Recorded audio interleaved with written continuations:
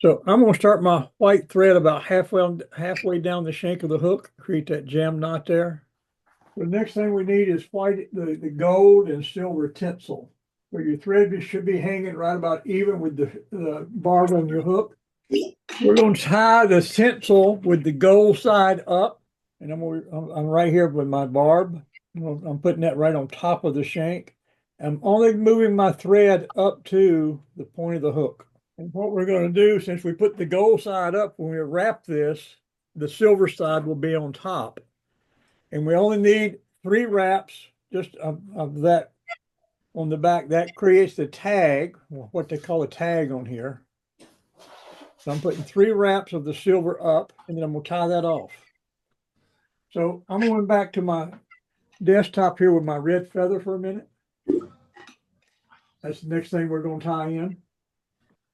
And what I'm going to do, I don't want the chickaboo on the bottom. What I want to do is get some of the fibers off. And I'd like to have a nice clump. So I'm going to get just a pinch with my index and thumb, and I'm going to lay them here. And I'm going to get another pinch between my index and thumb and lay them there and stack them together. So that gives me a nice bundle of fibers to use on the back of this fly. So I've got 2 bundles that I just pinched off of that feather there. And then we're going to take these red fibers and we're going to tie them on so they're about even with the curve of the hook, the back curve of the hook there. They're right on the top. I'm going to make a couple of wraps forward here.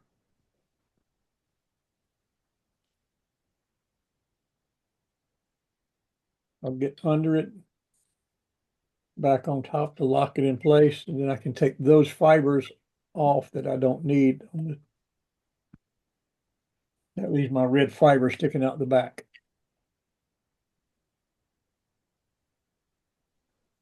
After we have the red fibers tied in, we're going back to our tinsel, and this time we're going to tie the silver side up. And I'm just going to tie it, it's easier. I'm going to tie it on the side closest to me.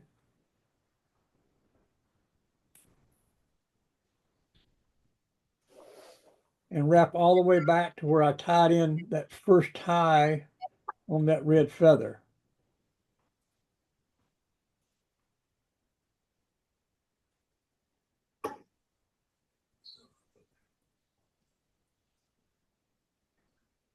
I'm going to now move my thread all the way up to the front of my hook.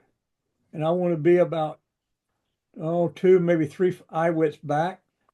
It's a good thing now to give your thread a counterclockwise spin and let it spin. What that's going to do is take your thread and make it flatter.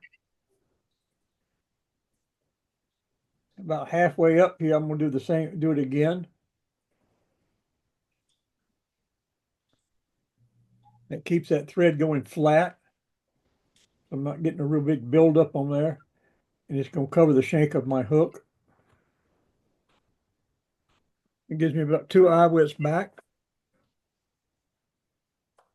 So once I've got my thread all the way forward, now I'm going to wrap my tinsel forward with the gold side up, making sure I've got it right back here.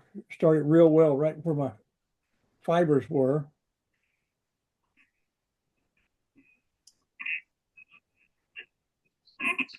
As long as you keep tension on that and just barely touch the one behind it,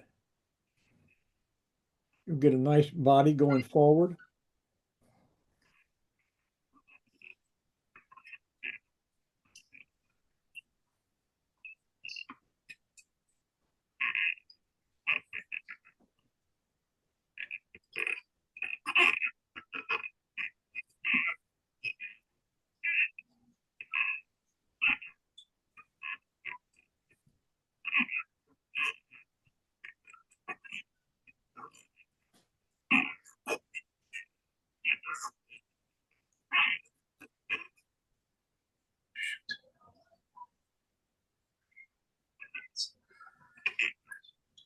Once you get up to where your thread is hanging, you can tie that off.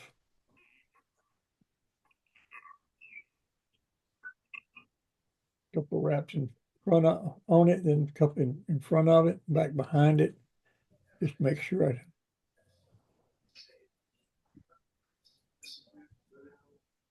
push my thread out of the way and take care of my tinsel. A lot of people just put a light coat of the fingernail polish on the tinsel just to help protect it a little bit.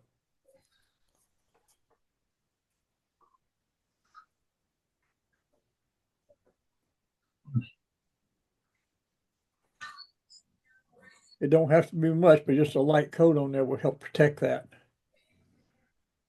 So the next thing we're going to put on there is the feathers we made.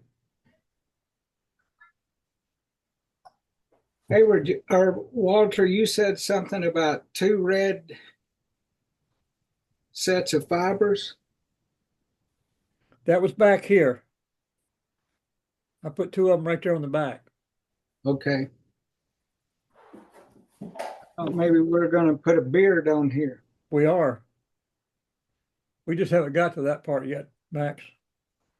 So we're going to put the feathers on the side feathers on We're first. going to put the feathers on the top next. So I'm right on top of the shank with my feathers.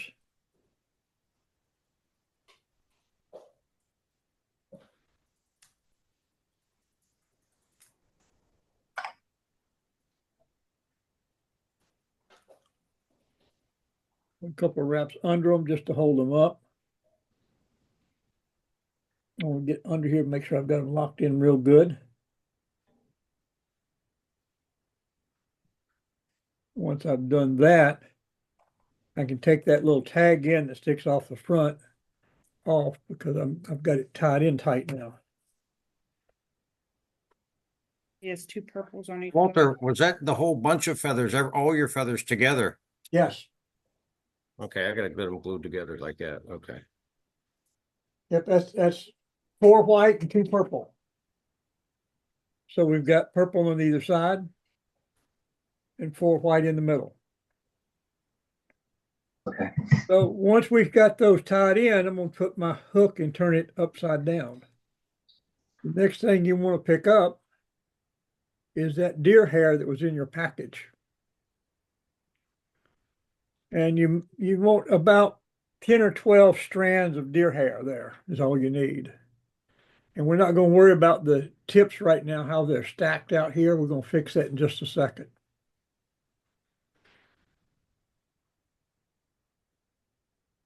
What I'm going to do, instead of using a stacker, I'm going to stack it by hand. I'm going to take the long fibers out of here and pull them out and move them back down again a little bit lower. I don't mind some of the long fibers being up there. But if I do this here, I can get them stacked more evenly. Much easier because it's a small stack. It's easier to do it this way by hand.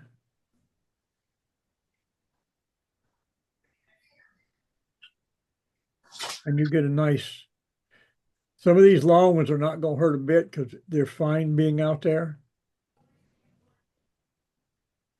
So once you've got them like that, we're going to tie them on the bottom here, and we want them to go just back to the back curve of the hook. So I'm just right in that, right up in there in the back, and we'll tie them on just right on the bottom side of the shank of the hook.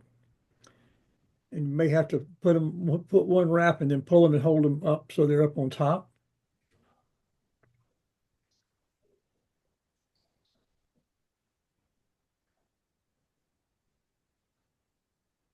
This actually creates a belly for the fly is what it actually does.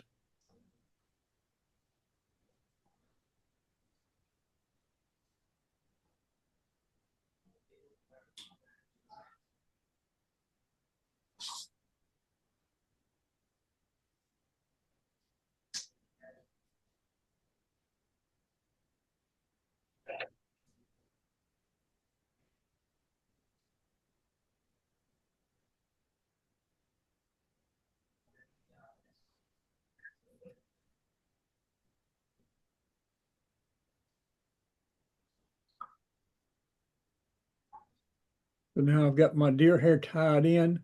I've gone under it and back on top to lock it in. And then I can cut that off.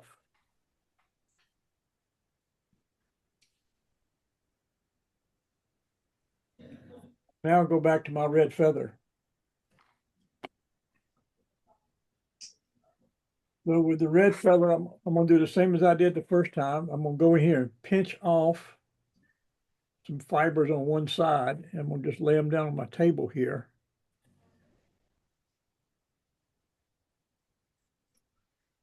And I'm gonna pinch off another clump of fibers off the other side and do the same thing.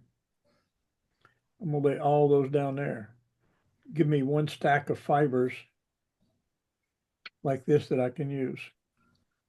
And we're gonna tie the red fibers in right where we just tied in the deer hair. Thanks. So I tied my red now right on top of the deer hair. Or actually under it, but Yeah, because you're upside down. And the length's not that important here. no. What we're doing is we've got that white belly. We're just putting a little red on the top bottom of the white belly is what we've done.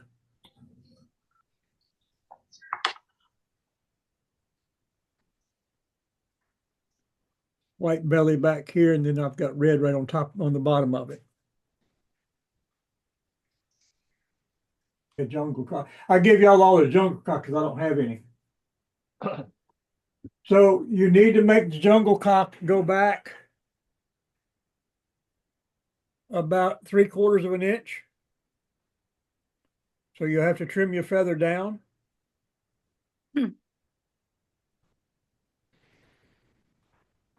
So is that just laying back along the two Now, sides of it Before to you do that, like an eye effect? yeah, so that before you do that, I want you to go ahead and measure it, but don't tie it down yet. And don't cut the stem off. You can pull the fibers off the bottom of it. You can pull the fibers off the bottom, but leave the colors there. This is what's called the second. It's not a real good hide. So if you look at it, you see how they're split down through there. Everybody got clear fingernail polish? If you look at your feather, it's split. It's got splits down the top, all the way down into it from the top. So it's sort of separated a little bit. If you put a little bit of fingernail polish on your thumb and your index finger and pull that feather through it, that will seal those splits up. So what you want to do now is first off, get you 3/4 of an inch measured. Get just a little bit of fingernail polish on just one side and rub your fingers together, then pull the feather through it. So what I would do, I would take my feather here and I'll put that on it and just pull that feather through like that right there. As you pull it through there, that's going to help seal those things back up and hold them there. Leave yourself some stem because you're going to tie that so it goes right up through here about 3/4 of an inch. And how far back does it go? 3/4 of an inch. So from where you tied in your top feathers, Right, you're going to go back 3/4 of an inch down the side of it. okay, So what you want to do is measure that and take those feathers off the bottom. So you just have a stem there.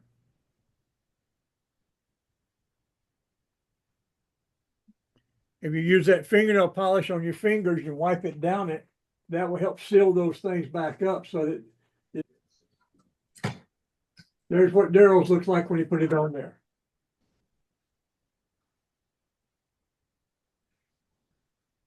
Well, I want to take and build up a little bit of a taper on the front right here first with the thread you've got. I would take my white thread and just put a half hitch in it and leave it right there on the end for the moment.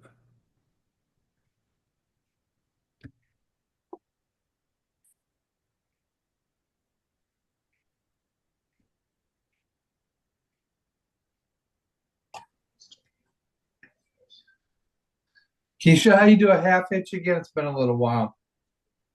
Pinch it with your thumb and index finger and twist it and just slide it off your finger. Pinch it with your index and thumb,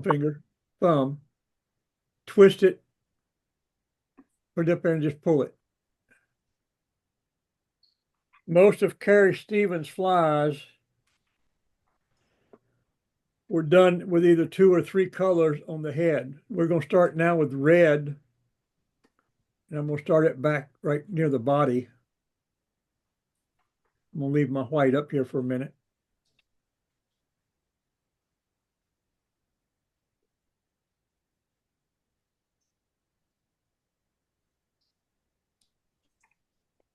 And now I got my red started. I can cut the tag end off of it.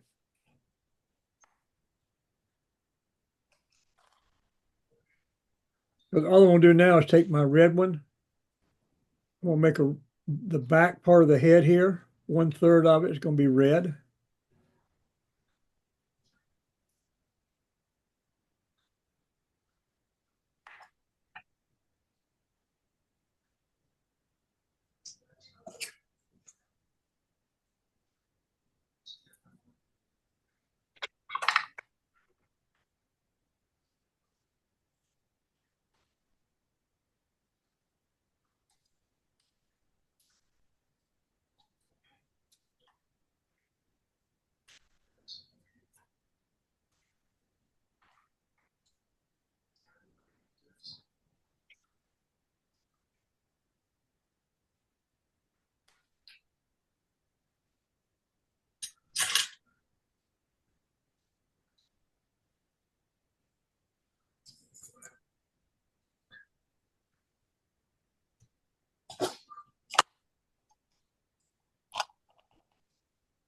Use my white thread to tie off my red thread.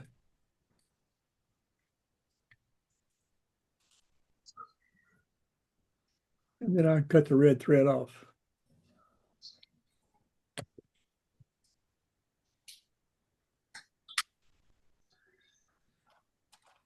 So I'm going to make the middle section white. And she always made the middle section white. Sometimes she would put red on both sides of it, or she would use black sometimes.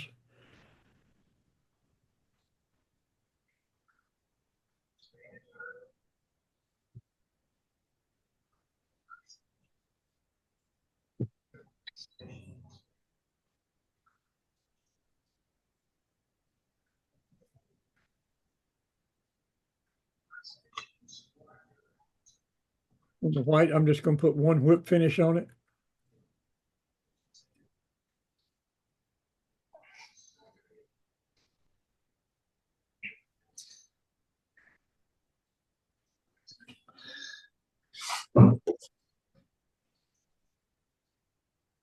I've got my blue in there. Then I can add a whip finish to that.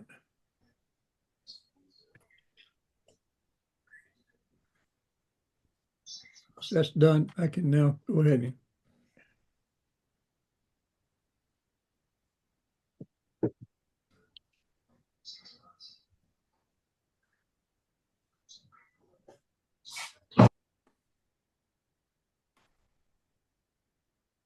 that gives me the Casablanca Fly by Carrie Stevens.